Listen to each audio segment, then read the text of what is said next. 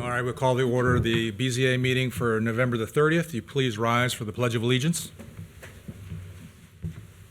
I pledge allegiance to the flag of the United States of America and to the republic for which it stands, one nation, under God, indivisible, with liberty and justice for all.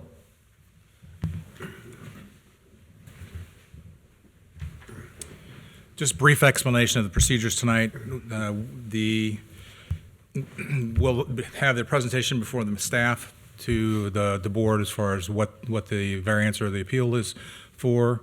We will listen to the appellant give their explanation as to why they need this appeal, and then we'll open the audience up to either before or against the appeal. And then at that point, we'll have a motion to close that portion.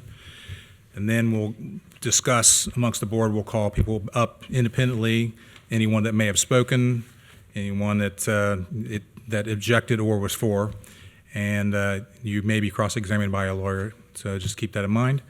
When you do go to the podium, please say your name and address for the record.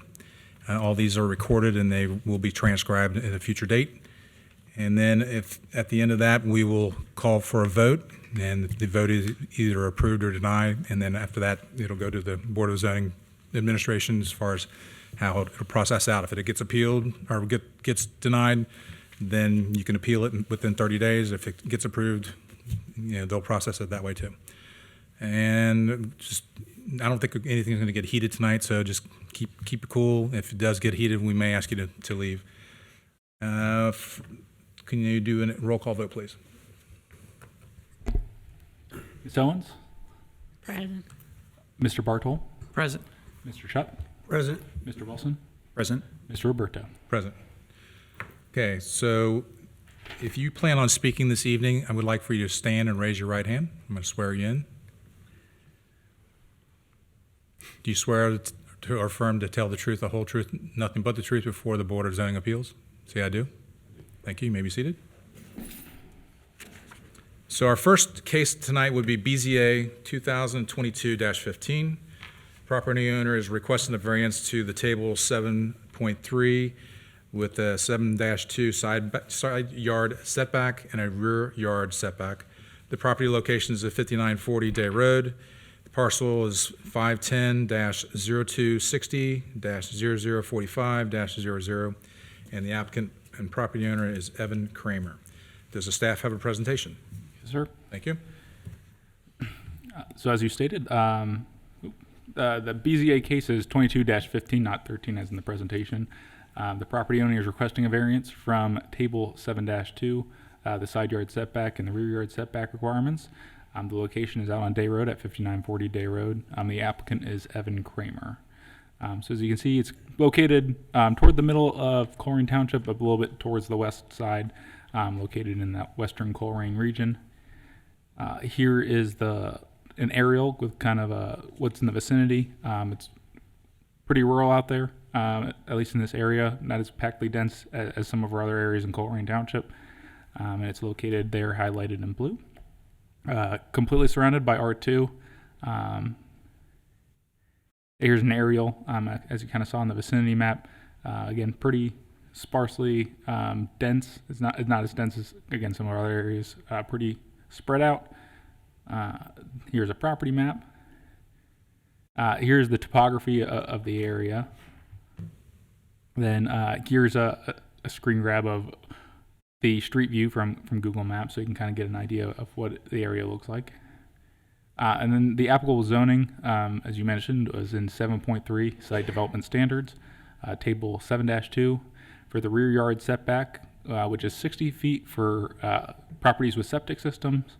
And then the side yard setback requirement is 25 feet for properties with septic systems for the R2 district. Then here is highlighted in our zoning resolution. So the proposed plan, Mr. Kramer proposed the included plan to request for approval of a set of variances from the Colerain Township Board of Zoning Appeals to permit an attached structure. The variance would be of 18 feet from the 25-foot side yard setback requirement for properties with septic systems to allow for a 7-foot setback from the nearest side lot line. and then a variance of 6 feet from the 60-foot rear yard setback requirement for properties with septic systems to allow for a 54-foot setback from the rear lot line. Here is the site plan that the applicant provided. So there's 3 structures with the X's on them. Those are current structures that will be removed. And then that square in the, you can see it says 32 by 36, kind of in, let me see if I can, yeah, this area right here. That's where the proposed structure would go, along with the breezeway connecting to the house right there. So here's the variance review criteria, as you guys have seen a plethora of times. Continued. So the staff findings, the proposed use is a permitted use in the zoning district located in R2 Estate Residential District. It is staff's opinion that granting the variances would not be contrary to the public interest. The conditions are referenced in the staff recommendation. If for staff finding D, the board can attach any conditions that it sees fit. And then E was not applicable as the proposed use is permitted in the R2 Estate Residential District. So the staff recommends approval of the requested variances from Table 7.2 for the side yard setback, a variance of 18 feet from the 25-foot side yard setback requirement to allow for a 7-foot setback, and then the rear yard setback of 6 feet from the 60-foot rear yard setback requirement to allow for a 54-foot setback with the following conditions of none. And that concludes staff's report. Thank you. Any questions for staff? I see none. Is the applicant present? Yes. Would you please come and give us your presentation and give your name and address for the record? Could you make sure the microphone's on? It should be green. There, button right there. Yep, it's on. Evan Kramer, 5940 Day Road. Basically, the main reason I'd like to request the variances is the location of the garage that is existing there is actually faced towards the Wurzbacher side of things because it was initially built for that property. It was kind of a family-owned thing. So the building that there is actually heavier to the one side and kind of unusable for me. And the other 2 buildings that were already existing, one had like I believe it was about a 3-foot setback, and the other one had a 5. So I'm actually going to be a little more off of the property line than I was. I spoke with Carl, the only neighbor who would see the building, and he said that he didn't have any issues with it or anything. And then from when I gave you guys this, I actually downsized the building a little bit from 32 to 28, just to give myself a little more swing room when I come in. I plan to redo the exterior of the house. I'd like to do a nice garage to match, stuff like that. Other than that, I think that's basically about it. So, Yeah. Thank you. Thank you. Anyone else here to speak in favor? I see none. Did you not sign in? Shame on you. You know better than that. I sure do. You'll sign in, please? Yeah. Thank you.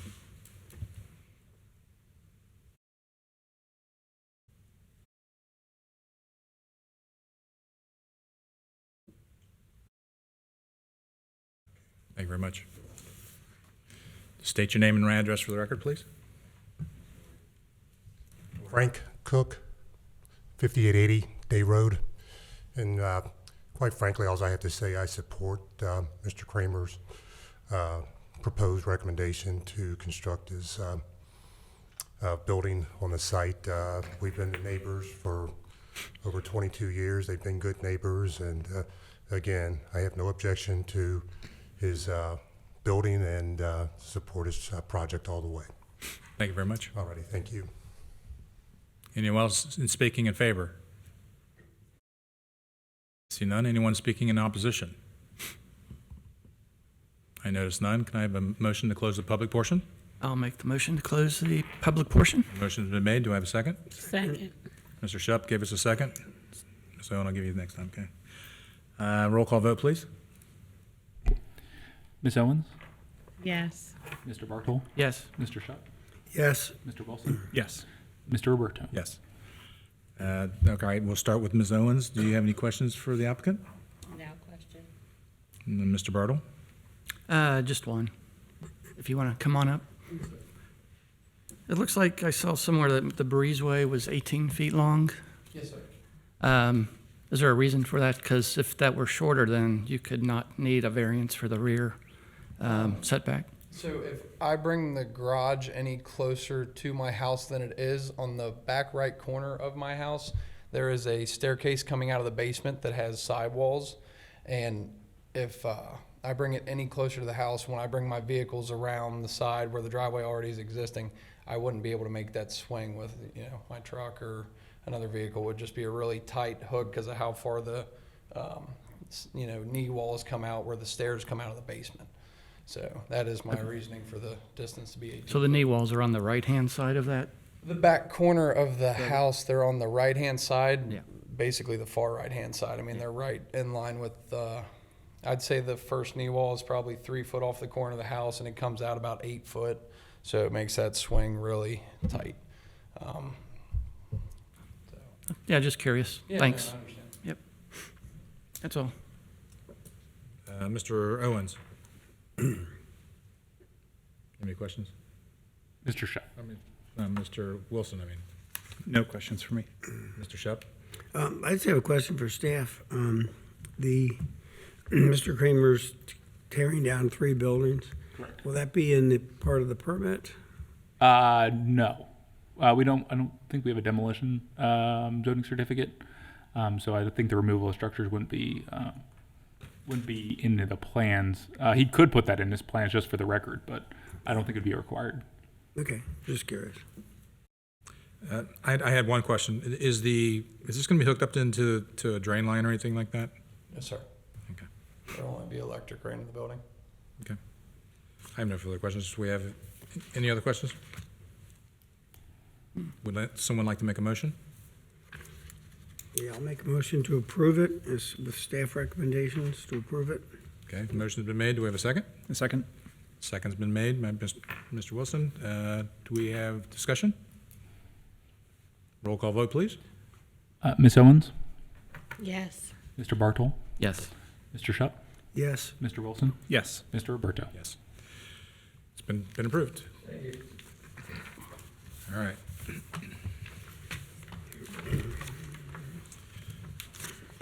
The next item on our agenda is BZA 2022-16. This is, I lost my cover page here. Thank you. This is the property owners requesting a variance for 12.1.5, Section D, and 12.1.5, Section E. Location of the property is 8590 and 8650 Pippin Road, hyphen between the two. Parcel is 5010-0062-0231-00. Applicant and property owner is Four Horizons Group LLC. Does the staff have a presentation? Yes, sir. So as you stated, it's BZA 22-16, not 14. And the property owner is requesting a variance from subsection 12.1.5D and 12.1.5E related to corner lot standards. The location is 8590 to 8650 Pippin Road, and the applicant is Four Horizons Group LLC. So it's located in the southeastern portion of Colerain Township. It is located between Sovereign Road and Pippin Road. It is proposed to be that connector between the two. Here is a vicinity map kind of showcasing where Sovereign Road is, where Pippin Road is, and some of the surrounding roads on there as well. The surrounding zoning is R6, completely surrounded by R6. Here's an aerial. You can kind of see the construction that's being done there currently. There's the zoning, and then the property map. And then this is the topography. And then this was a screen grab from Google Street View, kind of showing what the property looks like. This is a little bit older. It was not taken today or fairly recently, but just again to give the idea of what the area looks like. So the applicable zoning is Table 7-2 related to lot area, lot width, and then in Article 12, 12.1.5, D and E related to the lot area of corner lots. They are the minimum lot area of a lot in a zoning district. For it to be a corner lot, it needs to be 150% of that requirement. So in this case, in R6, it's 7,500. It would need to be 11,250 to meet the corner lot standards. And then in E, it's talking about the required width. That would be, it is equal to the minimum lot width of that zoning district plus the rear yard setback. So in this case, it would be 65 for the lot width and then 35 for the rear yard setback. So it would equal 100 feet would be the required minimum lot width for a corner lot. And then here you can see the requirements for the zoning district that is located in for a traditional lot. And then here in the zoning resolution is where it talks about those requirements. So the proposed plan includes a request for variances from subsection 12.1.5D, 12.1.5E for the Northbridge Crossing subdivision. The proposed subdivision contains 68 lots and connects Sovereign Drive to Pippin Road. There are currently 7 lots that do not conform to the corner lot standards of the zoning resolution. So this is there's a little bit of history to this specific development. It had received preliminary plat approval from Colerain Township under previous staff that said that it was in conformance. It was during the final plat review that our zoning administrator caught that the corner lot standards were not being met, which is why they're here before us today. And enclosed, here's the plat that has been submitted to us. The lots in question that are not able to be met were lots 21, 24, 56, 59, 63, 64, and 68 were the ones that were not able to meet the development standards of the corner lots. And that is the second page of the submission. And so for the variance review criteria, as shown before, and then staff's findings. So it is a proposed use. The proposed use is a permanent or permitted use in the zoning district of R6 Urban Residential District. It is staff's opinion that a granting of the variance will not be contrary to public interest. The conditions are as stated in staff recommendation. It is staff's opinion that the literal enforcement of the provisions or requirements of this resolution would cause unnecessary hardship as pertinent infrastructure has been installed and would be typically done at this point in the subdivision review process. And then E is not applicable as it is the proposed use is permitted in R6. And then staff recommendation recommends approval of the requested variances with the following conditions of none. And that concludes it. Does anyone have a question for the staff? Yes. Mr. Bartle? So of the 7 lots, though, there must be one that's the worst case, right? I mean, are we going to be granting, if we were to grant a variance, carte blanche, and they can do whatever, or are we going to base it on the worst one, or how are we doing this? Sure. So you can. I have the specific area variances for each of the lots in question that I listed out there. So if you're looking for a variance of for lot 21, it would be 1,411.1 square feet. I can list those out for you if you'd like to make the variances specifically for something like that. Or it kind of, the approval could be however you would like to condition it. If that helps.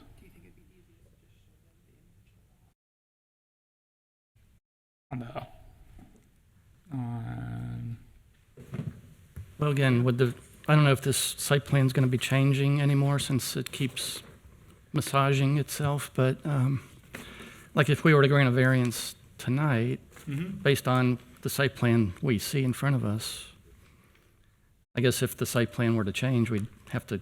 You could make it the condition to more or less as shown in the submitted site plan. Yeah. Right. So I can point out which specific lots from the site plan if you'd like me to as well. Well, I'm just curious, like, which is the worst? Like, how much of a variance are we granting? Is it a big deal or not so big deal? So there's one in particular that seems like a big deal. It was almost missed because it was off of a panhandle lot. It's lot 24. So how our zoning resolution talks about panhandle lots is if there's a panhandle lot with 3 lots on it, then that private drive would be considered a right of way, thus making 24 a corner lot. So for that variance, it would be 3,704.5 square feet. Because it was developed as a typical lot, it meets the standards of a traditional lot because it looks like it would be one. The rest of them, it ranges between 1,411 to 1,294. Is there one less than that? Yeah, 1,294. So it's close. Like I said, most of them are in that 9,000, high 9,000 range. But again, there was the previous staff, when reviewing this, approved them based off of your typical development standards that you get across the board, and didn't reference. It would appear that they did not reference 12.1, the corner lot standards, which is kind of how we got to this predicament. Okay, thanks. Any other questions? Any other questions for staff? I see none. Is the applicant present?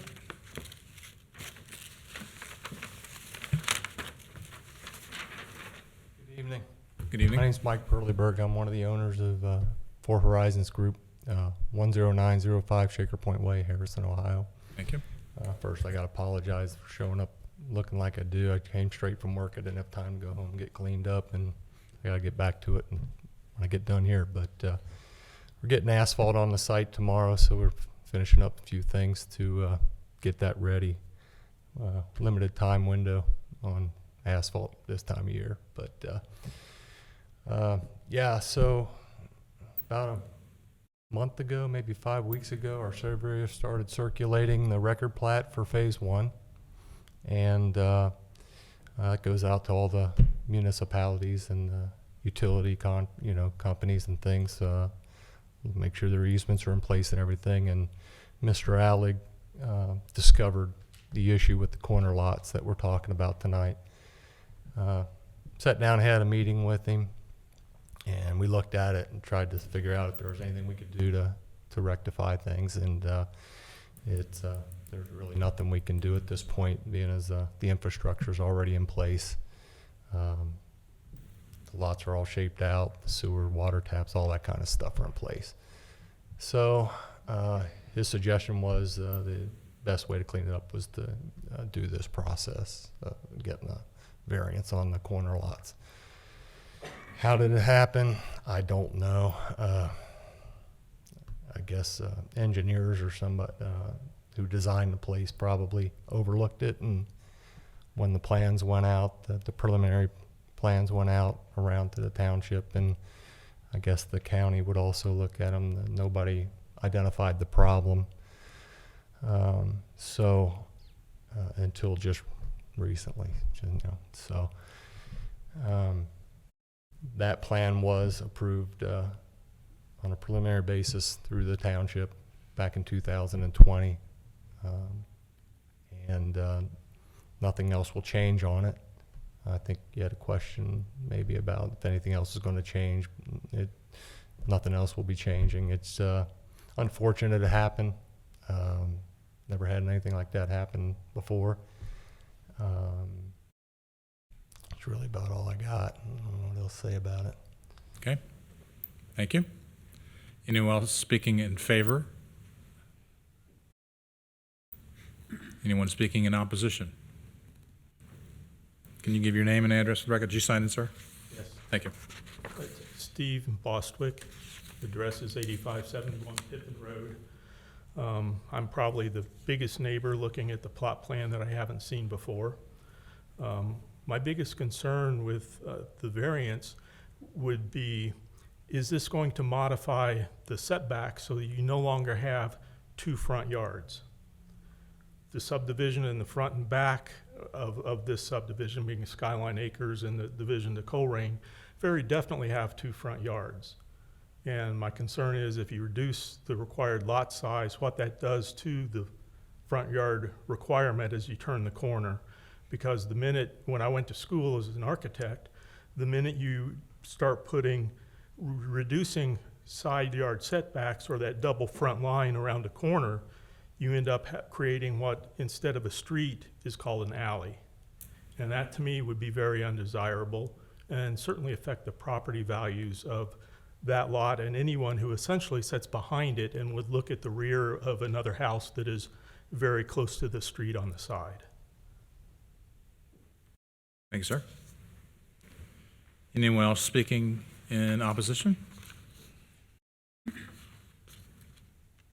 So I'm Cynthia Bostwick, 8571 Pippin Road.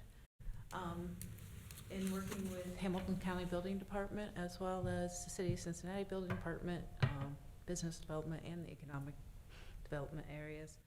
The reason when you put a higher density of properties in, usually you have an increase in crime, but also you have to take a look. The reason you have 2 front yards on a corner lot is because the Residential Code of Ohio, which you cannot regulate or add additional requirements to, allows you to put up fences without permits, 6 foot high. It could be stockade fences, which means they could almost go across the sidewalks and go, because they would own it, and if it's considered a side yard, they would be able to put a fence there. If you have 2 front yards on a corner lot, you would not be able to do that, and that would make a big difference in the quality of the community if you have these stockade fences all the way and blocking off sidewalks. And so to go and approve it without any conditions or requirements, I think would be very detrimental. Somehow the corner lots, even if the overall square footage might be varied a little bit in order to get supposedly these infrastructure that's already in place, you would still have to have some kind of criteria that it is still considered 2 front yards, even if you have a smaller square footage. How you maintain that so you can keep the lines of the houses going, you know, you may end up with smaller backyards then. But overall, to keep the fencing codes that you wouldn't be able to, you know, control later on in line, you may want to consider that. Thank you.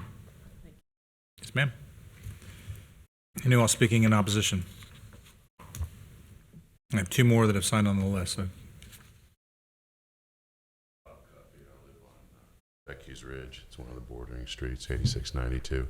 I don't know if you call this a complaint. It's just trying to find information. It'd be useful to see what the proposed reduction in square footage, what are you talking about? Is it going to be like my neighbor was concerned about? Is it going to start to approach the look of an alley?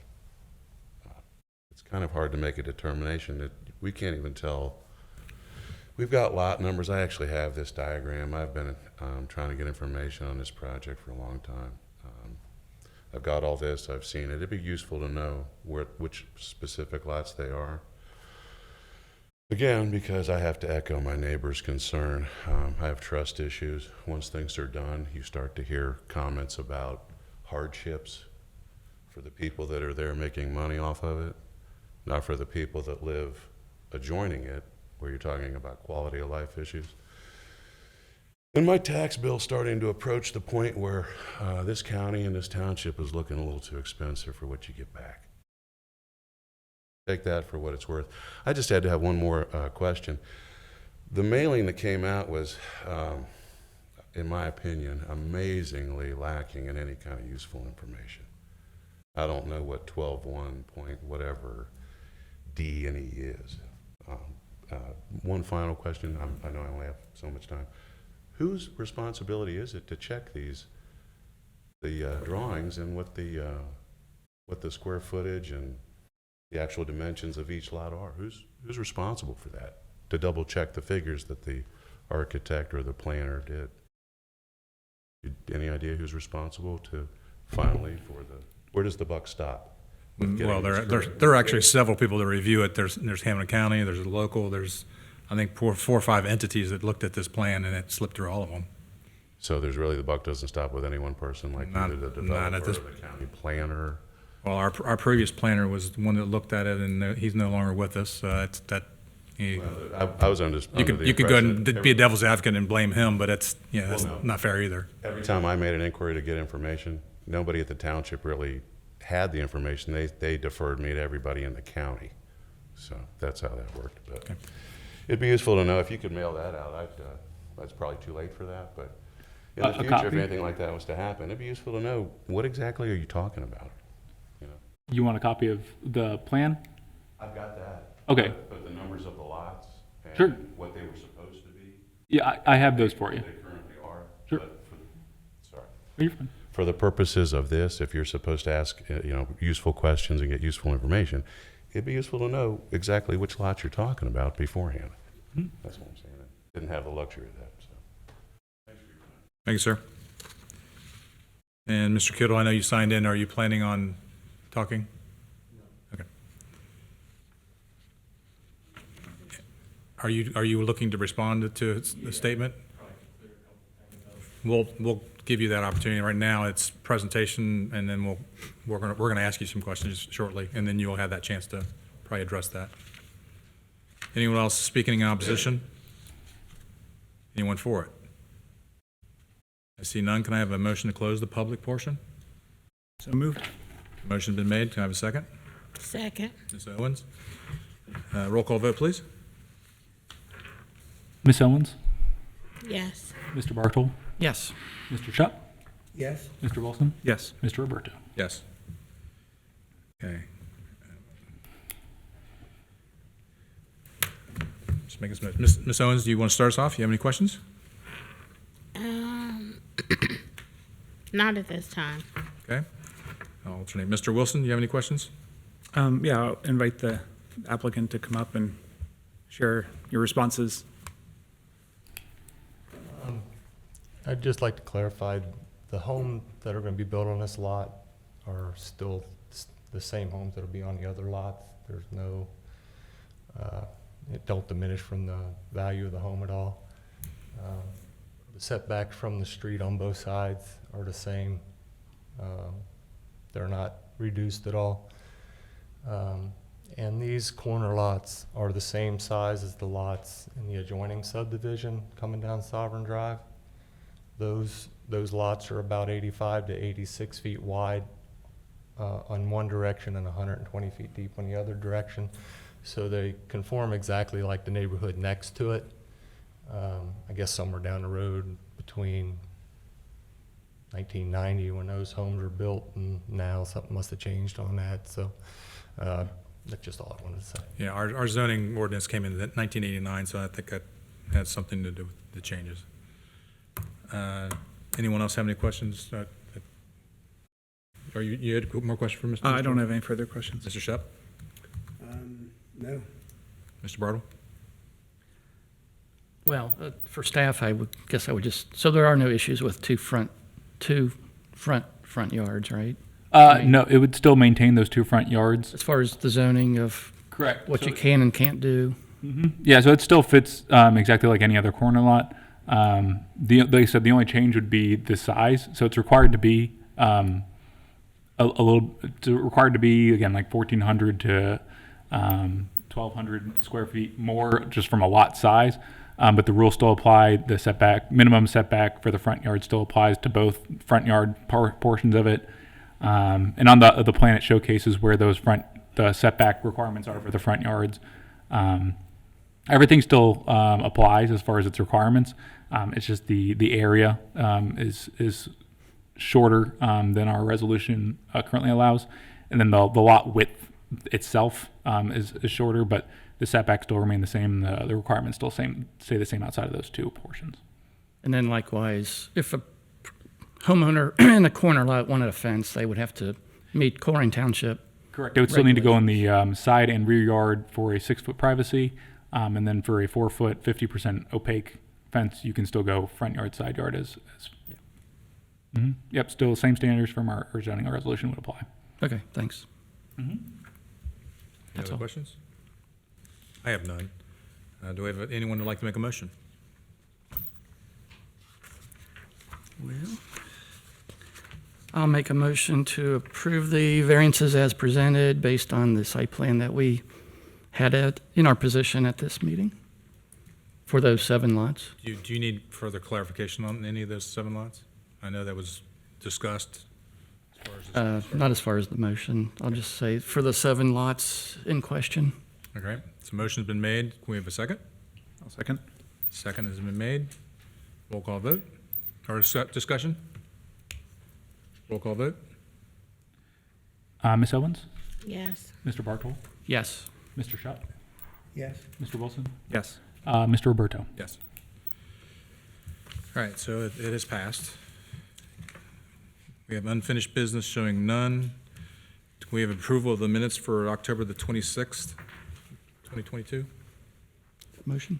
Yes, please. I'll make a motion to approve the minutes. Okay, motion Second it? and second made. Any discussion? Roll call vote. Ms. Owens, Yes. Mr. Bartol, Yes. Mr. Shutt, Yes. Mr. Wilson, Yes. Mr. Roberto. Yes. Administrative matters.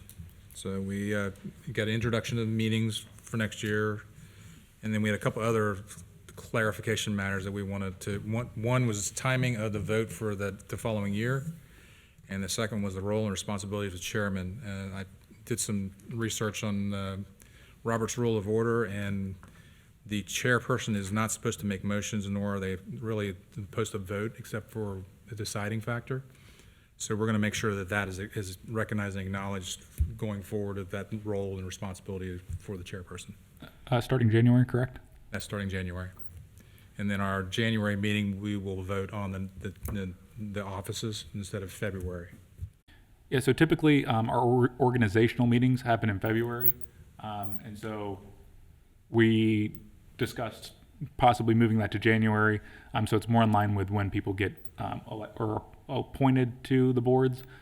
So again, just the first meeting of the year, you can, but Start off fresh. yes, exactly. And then, yeah, for all this would be taking place in January. So next month's meeting would still roll as it has all year.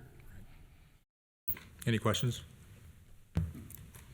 Okay. And anything else you have on, you had introduction of meeting dates? Yeah, so this is not, we don't need a vote on this this month. We do have a meeting next month.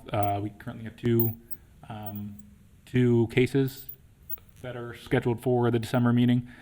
So we can vote on that then. This is just to get in front of your eyes so you're aware of the dates, so you can spend this next month looking over possible conflicts. And then if there are conflicts, we can work through what the meetings look like next month or next year.